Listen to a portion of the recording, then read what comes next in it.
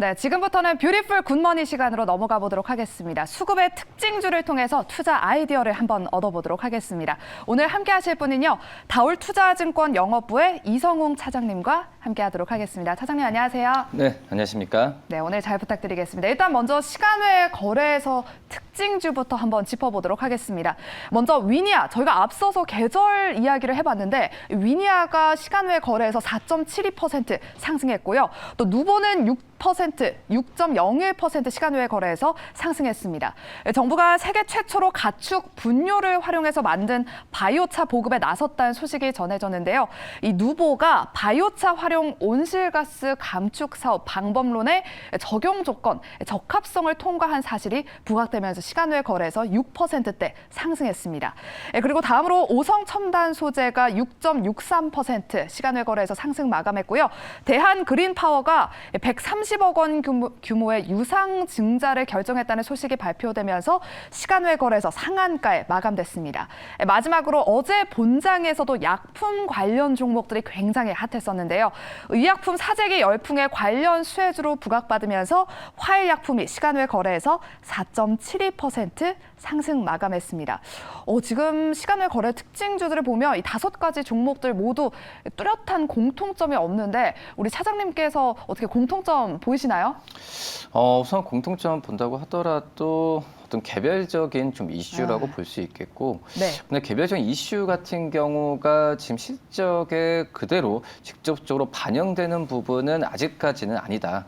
뭐 그렇기 때문에 뭐 테마라고 지금 얘기를 하는 부분이다. 그러니까 테마라는 부분은 말 그대로 그렇죠. 어떻게 보면 실체가 없는 게 실체가 없는 게 바로 이제 테마라고 볼 수 있겠는데, 그만큼 지금 개별적인 호재에 대한 이슈는 있지만은 이 부분이 실적에 잡히는 부분은 지켜봐야 되는 게 좀 공통적이다라고 말씀드릴 수 있겠고요.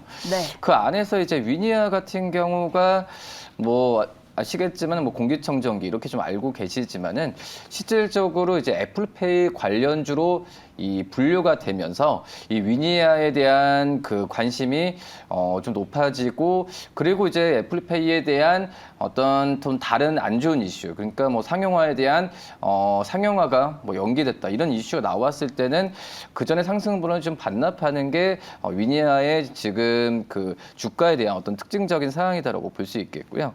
지금 현재 본다고 하더라도 이제 그 위니아의 관계사죠. 이제 위니아 에이드 뭐 최대 주주가 뭐 위니아라고 좀 볼 수 있는데, 뭐 위니아 에이드에 대한 위니아 에이드가 오늘 애플페이의 어떤 그 서비스 센터 이런 부분을 지금 KT와 같이 좀 운용을 하고 있기 때문에 이 애플페이 관련주로 많이 부각을 되고 있는데요.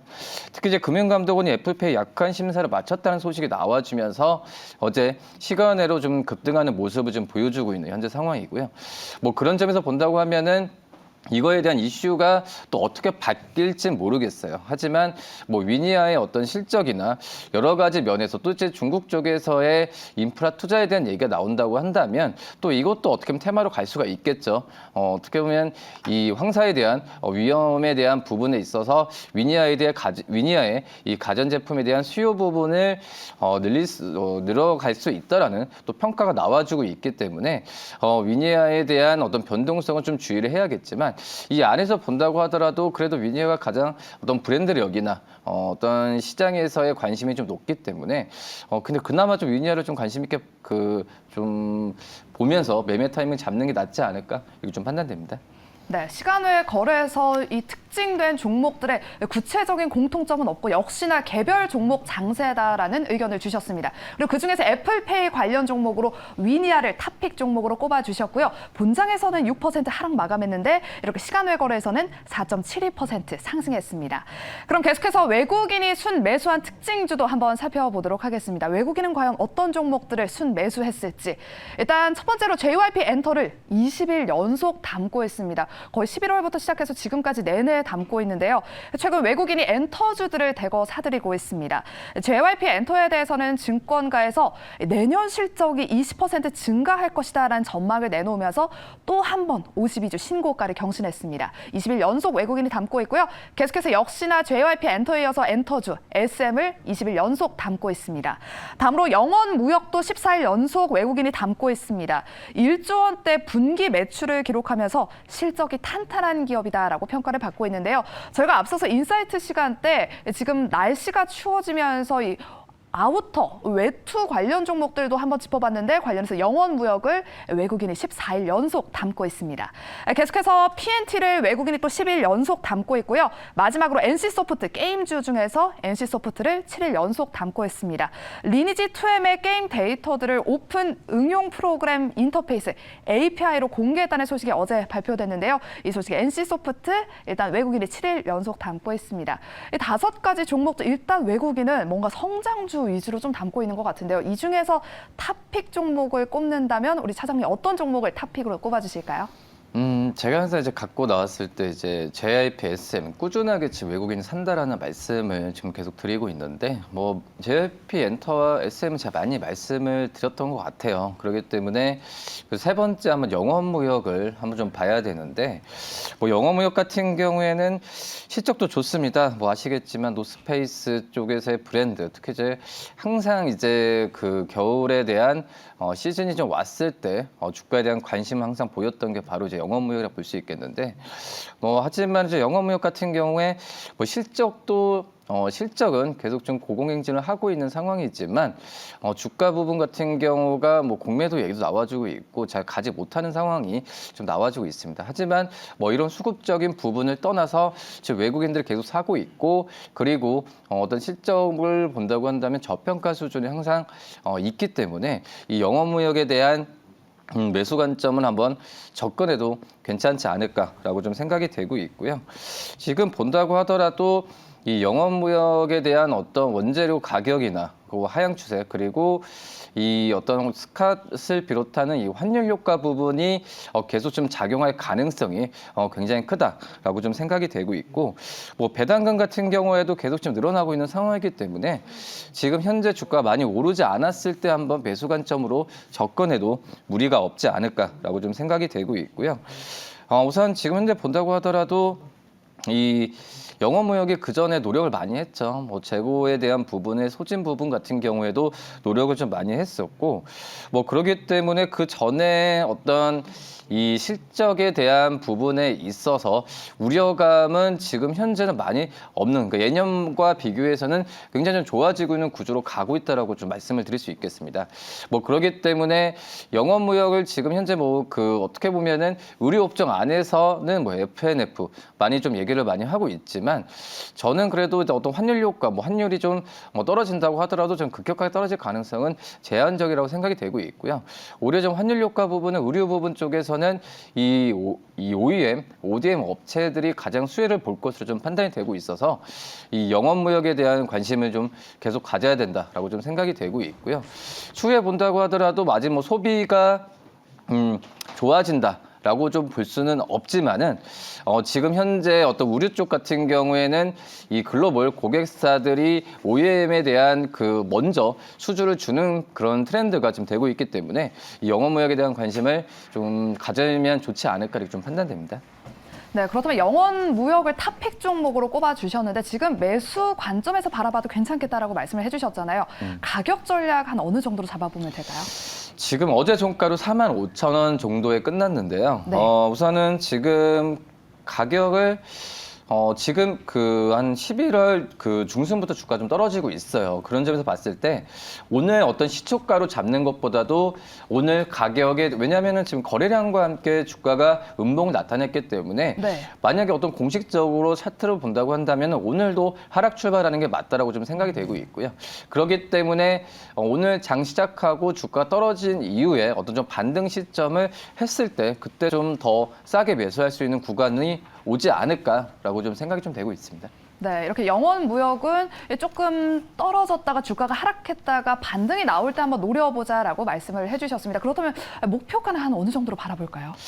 저는 한 10%로 정도로 해서 뭐 49,000원, 5만 원 정도가 괜찮다라고 판단되고 있는데, 근데 이제 49,000원과 이 5만 원 같은 경우가 어떻게 보면은 이 목표 주가 왔을 때 어떤 그 매도한다라는 것보다도 추가적인 매수를 할 수 있을 만한 가격이 49,000원과 5만 원 같습니다. 그렇기 때문에 목표가를 항상 목표가라는 부분이 매도한다는 가격이 아니라 네. 그 가격대에 왔을 때 그 종목을 재평가하면서 어떤 추가 그 설정을, 그러니까 보유, 매도, 추가 매수 이런 부분을 그 생각하는 게 바로 이제 목표 주가라는 부분을 항상 말씀을 드리고 있습니다.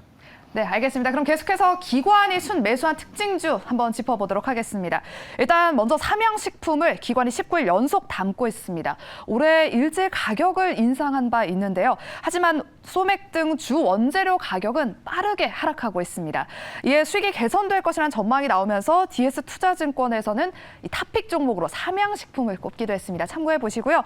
그리고 풍산을 기관이 15일 연속 담고 있습니다. 다음으로 롯데쇼핑, 유통업계가 그동안 좀 판매 부진을 겪었다고 합니다. 생각보다 춥지 않아서 판매 부진을 겪었는데 본격적인 추이가 예고되면서 월동 준비에 나섰습니다. 또 최근에 경기 방어주로 유통 관련 종목들이 시장에서 주목받기도 했는데요. 이제 8일 연속 기관이 담고 있습니다. 다음으로 LG 생활건강을 7일 연속 기관이 담고 있습니다. 중국 리오프닝의 수혜주로 가장 먼저 떠오른 게 바로 이 화장품 종목들인데요. 지금 LG 생활건강을 기관이 담고 있습니다. 마지막으로 삼성카드 7일 연속 기관이 담고 있습니다. 이 5가지 종목들 보면 약간 경기 방어주 역할을 성격을 띈 종목들이 많은 것 같은데 우리 차장님 어떤 종목을 탑픽 종목을 꼽으실 건가요?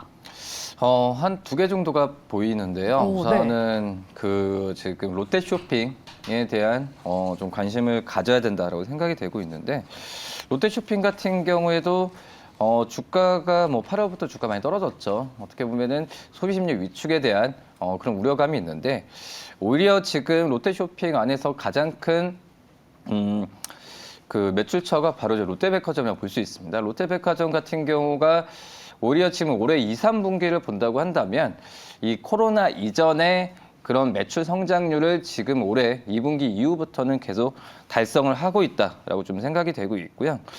특히 이제 내수 소비에 대한 부분보다도 이제 외국인 쪽에서의 소비 부분이 좀 좋아지고 있는 상태고, 그리고 이제 롯데백화점 쪽에서도 이제 명품 쪽에 그리고 이 온라인 쪽에서의 카테고리에 대한 성장세가 일반적인 오프라인 부분보다 지금 넘어가고 있는 상황이기 때문에 이 기존의 어떤 소비 침체에 대한 우려감은 이 롯데쇼핑의 주가에 좀 과도하게 좀 반영이 되지 않았나라고 좀 생각이 되고 있고요.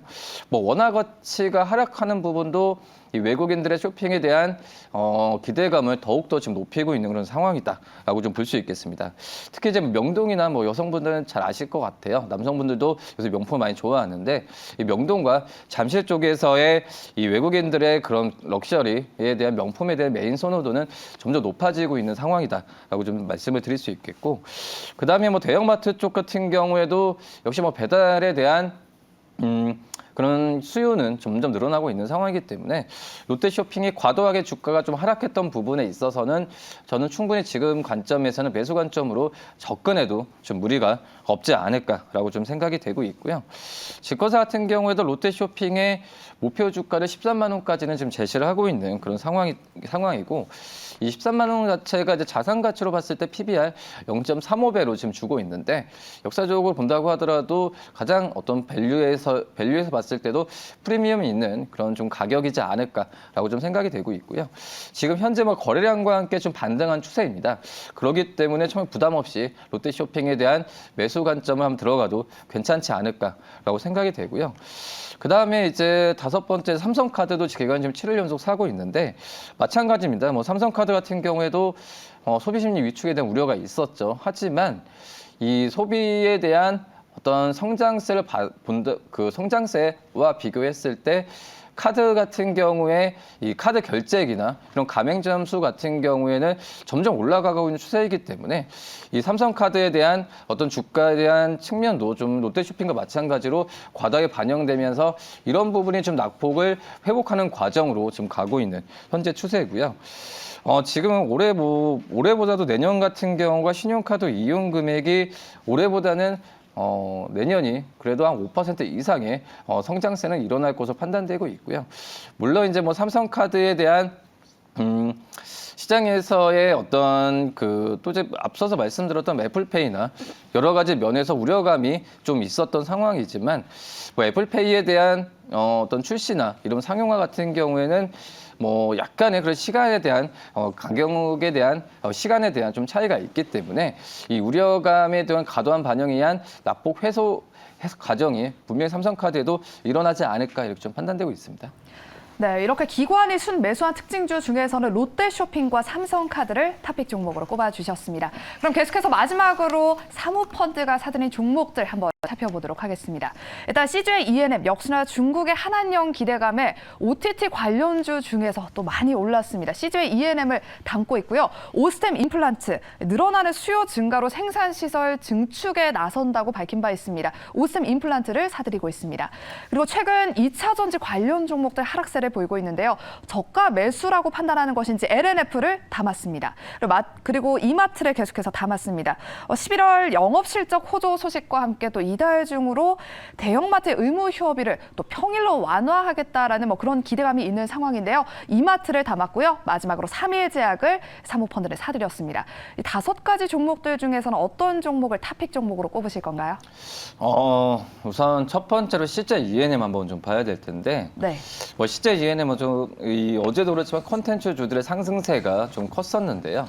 이 CJ ENM 같은 경우에는 오히려 콘텐츠 주들의 그 전에 어떤 중국 쪽에서 한한령 해제 여러 가지 부분이 있었지만은 이 수혜를 많이 못 받았던 게 바로 이제 CJ ENM이다라고 좀 생각이 되고, 역시 자회사죠. 이 어떤 티빙 그리고 제작사인 이 피플스 시즌에 대한 그전에 실적 우려감이 있었는데, 아시다시피 이제 티빙에 대한 전체적인 OTT 구독 가입자 수가 늘어나고 있습니다. 2019년 말 같은 경우에는 불과 이제 50만 명도 안 됐었죠. 하지만 이 올해 말 기준으로 350만 명까지 늘어나면서 이 티빙 그전에 적자에 대한 우려감이 점점 해소되고 있는 과정으로 가고 있고, 그다음에 피프스 시즌 같은 경우에도 지금 디작 편수 부분 같은 경우는 굉장히 지금 늘어나고 있죠. 특히 지금 스튜디오 드래곤, 피프스 시즌, CJ ENM 스튜디오 같은 이런 라인업이 지금 형성이 좀 되고 있는 상황이기 때문에 CJ ENM에 대한